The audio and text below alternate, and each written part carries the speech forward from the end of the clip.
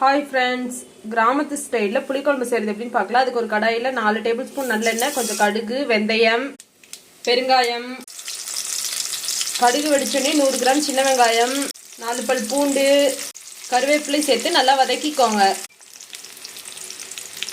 வெங்காயம் நல்லா வதங்கினதும் 2 மீடியம் சைஸ் தக்காளி, உப்பு சேர்த்து நல்லா வதக்கிக்கோங்க.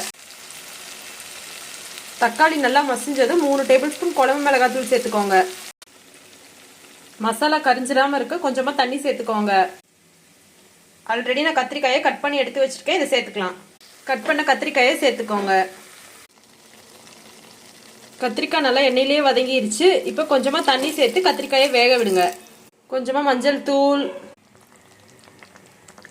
தேவையான அளவு உப்பு சேர்த்து நல்லா வேக விடுங்க.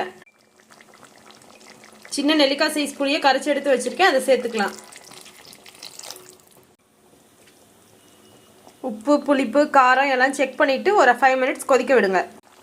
கத்திரிக்காய் நல்லா வெந்து எண்ணெய் பிரிஞ்சு வர ஆரம்பிச்சிருச்சு. கொஞ்சமா துருவின தேங்காய் இல்லைன்னா கொஞ்சமா தேங்காய் பால் சேர்த்துக்கோங்க. உங்களுக்கு எது விருப்பமோ அது சேர்த்துக்கோங்க. மிக்ஸ் பண்ணிட்டு ஸ்டவ் ஆஃப் பண்ணிக்கலாம். கத்திரிக்காய் நல்லா குழையாம வெந்து வந்திருக்கு. அருமையான கத்திரிக்காய் புளிக்குழம்பு ரெடி.